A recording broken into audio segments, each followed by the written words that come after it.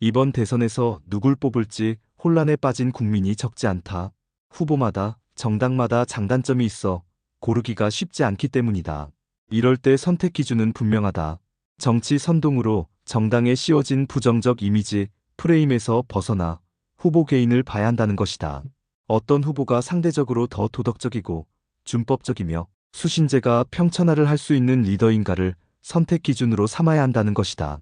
그런데 유권자는 흔히 자신이 이념적 동물이라고 맹목적으로 특정 정당을 지지하거나 반대한다.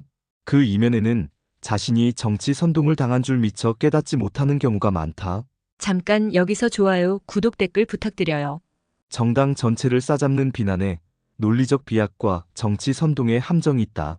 최근 정치권에서는 특정 정치인의 혐의나 재판을 근거로 그가 소속된 정당 전체를 비난하는 사례가 빈번하게 발생하고 있다. 윤석열 대통령을 향한 내란 혐의 가능성을 이유로 국민의힘을 내란당, 내란공조당이라고 부르는 비난이 대표적이다. 이에 맞서 이재명 대표의 전과 및 재판 중인 사건들을 근거로 민주당을 전과범당이라 부르기도 한다. 이런 방식의 비난은 정치적 유불리를 노린 단순 선동일 뿐 논리적 타당성은 매우 취약하다. 그러면 이준석 후보의 성비위 의혹이 있고 이재명 대표 아들의 성폭력적인 말을 옮긴 이준석의 개혁신당은 성폭력당인가? 이준석 후보가 과거 성접대 의혹 및 증거인멸 교사 의혹으로 징계를 받았다는 사실은 분명한 이슈이며 정치적 도덕적으로 비판받을 수 있는 사안이다.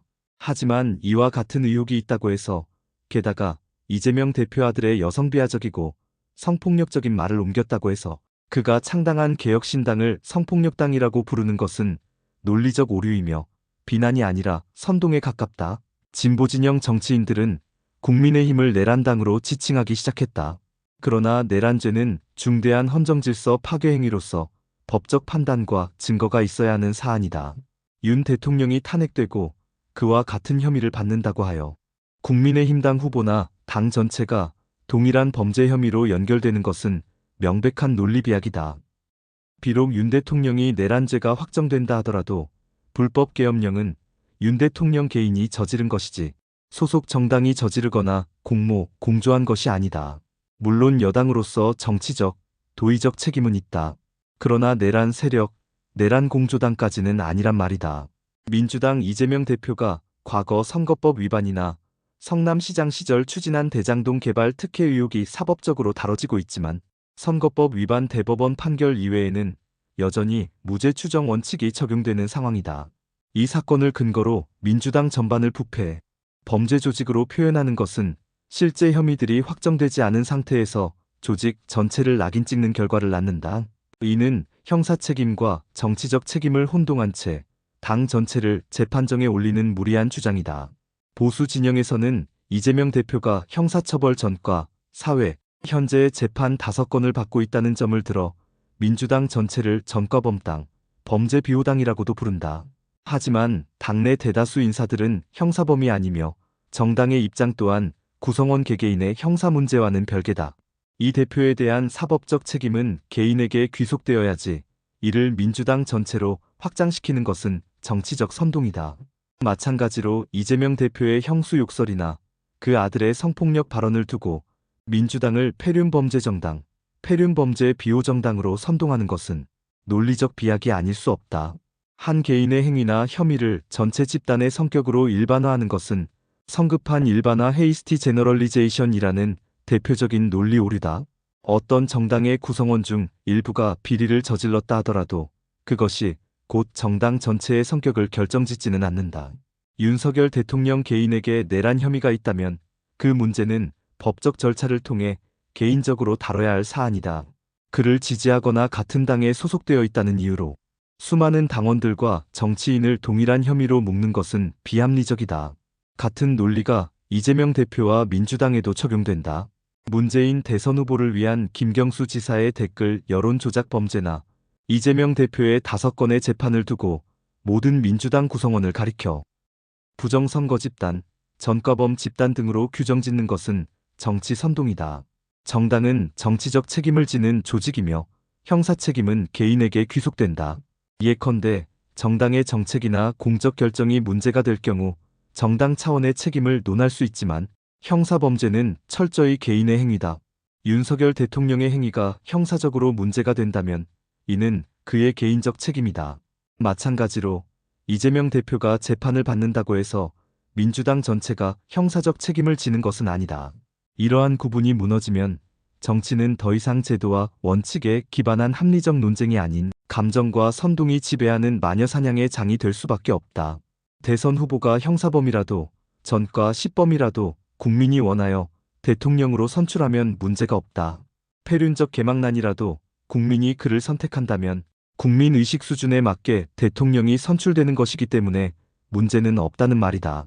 정당 전체를 싸잡아 비난하는 담론은 국민의 정치 혐오를 증폭시키고 사회 전반에 극단적 양극화를 불러온다. 특정 정당을 범죄 조직처럼 묘사하면 그 지지자들까지 범죄자로 낙인 찍는 결과를 낳는다.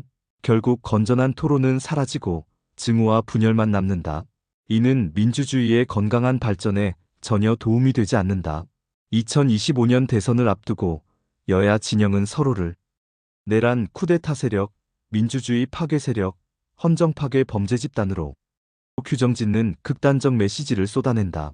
이런 프레임은 정치 혐오를 극대화시키고 정치는 더러운 것이라는 인식을 강화하면서 중도층과 무당층을 정치에서 멀어지게 할 수 있다.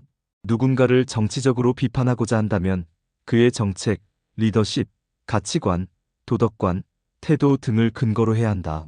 그리고 정치인은 누구든 자신의 철학과 행동에 공적 책임을 져야 한다.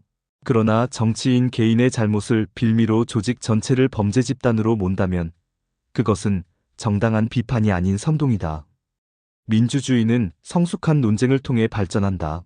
정당한 비판은 개인에 대한 구체적 사실과 증거에 기반해야 하며 범법행위가 드러나면 정치인은 책임을 지고 탈당 등을 하고 형사재판을 받아야 한다. 그리고 그 개인이 속한 정당은 적절한 징계, 출당 등 정무적 조치를 취하면 된다.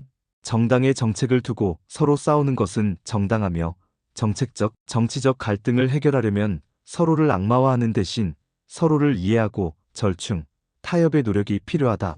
정치에선 절대선과 절대악은 없다. 결론적으로 정치적 비판은 정당화돼 선동은 유해하다. 정치인은 공적 존재로서 비판받을 수 있으며 그 정당 또한 소속 정치인에 대한 판단을 통해 평가될 수 있다. 그러나 형사 혐의를 당 전체에 확대 적용하고 정당을 범죄 집단으로 몰아가는 것은 정치적 반사 이익을 위한 선동에 불과하다. 정당한 비판과 선동은 명확히 구분돼야 한다. 비판은 증거와 논리에 기반해야 하며 정치적 경쟁은 상대를 악마화하기보다 국민에게 나은 대안을 제시하는 방식으로 이뤄져야 한다. 그것이 민주주의를 지키는 길이다. 감사합니다. 여기서 좋아요, 구독, 댓글 부탁드려요.